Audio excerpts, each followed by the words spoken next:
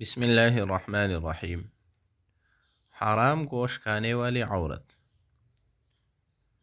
ربیع بن سلیمان رحمۃ اللہ علیہ کہتے ہیں کہ میں حج کے لیے جا رہا تھا، میرے ساتھ میرے ساتھی بھی تھے۔ جب ہم کوفہ پہنچے تو وہاں ضروریاتی سفر خریدنے کے لیے بازاروں میں گھوم رہا تھا کہ دیکھا ایک ویران سی جگہ میں ایک خچر مرا ہوا تھا اور ایک عورت جس کے کپڑے بہت پرانے بوسیدہ سے تھے، چاقو لیے ہوئے اس کی گوشت کے ٹکڑے کاٹ کاٹ کر ایک زنبیل میں رکھ رہی تھی۔ مجھے خیال ہوا کہ یہ مردار گوشت لے جا رہی ہے، اس پر سکوت ہرگز نہیں کرنا چاہیے۔ شاید یہ عورت لوگوں کو یہی پکا کر کھلاتی ہو، سو میں چپکے سے اس کے پیچھے ہو گیا، اس طرح کہ وہ مجھے نہ دیکھے۔ وہ عورت ایک بڑے مکان میں پہنچی جس کا دروازہ بھی اونچا تھا۔ اس نے جا کر دروازہ کھٹکھٹایا، اندر سے آواز آئی، کون ہے؟ اس نے کہا، کھولو، میں بدحال ہوں۔ دروازہ کھولا گیا اور گھر میں 4 لڑکیاں نظر آئے جن کے چہرے سے بدحالی اور مصیبت کے آثار ظاہر ہو رہے تھے۔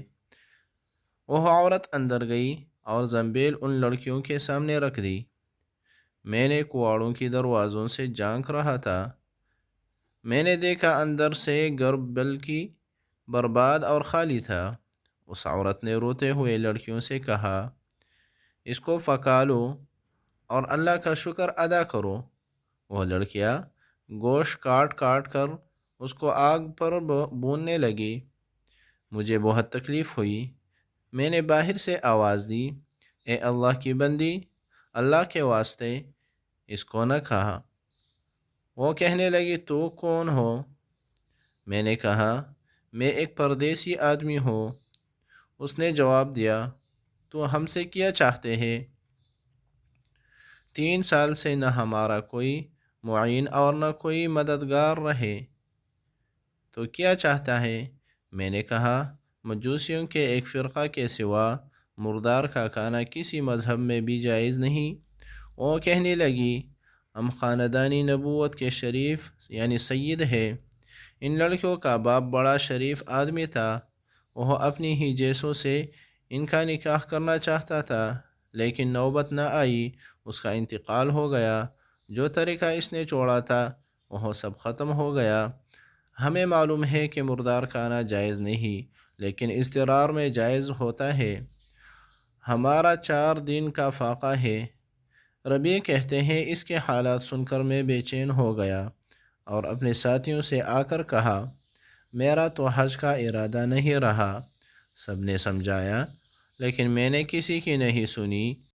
میں نے اپنے کپڑے اور احرام کی چادریں اور جو سامان میرے ساتھ تھا وہ سب لیا، اور نقد 600 درہم تھے وہ لیے، اور ان میں سے 100 درہم کا آٹا خریدا اور باقی درہم آٹے میں چھپا کر اس بڑھیا کے گھر پہنچا اور یہ سب سامان اور آٹا وغیرہ اس کو دے دیا۔ اس نے شکریہ ادا کیا اور کہنے لگی، اے ابن سلیمان، اللہ تیرے اگلے پچھلے گناہ معاف کرے اور تجھے حج کا ثواب عطا کرے اور اپنی جنت میں تجھے جگہ عطا فرمائے اور ایسا بدل عطا فرمائے جو تجھے بھی ظاہر ہو جائے۔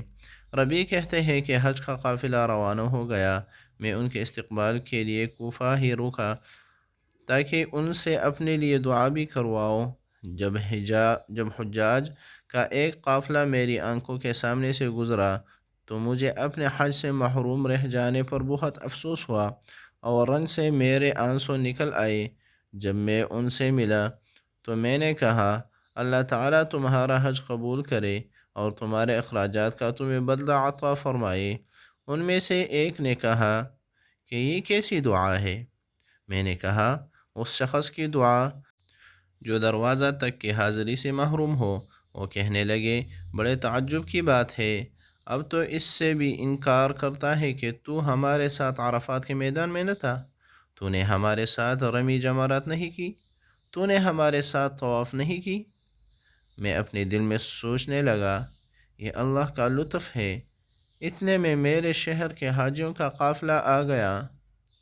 میں نے کہا، اللہ تعالیٰ تمہاری سعی مشکور فرمائے، تمہارا حج قبول فرمائے۔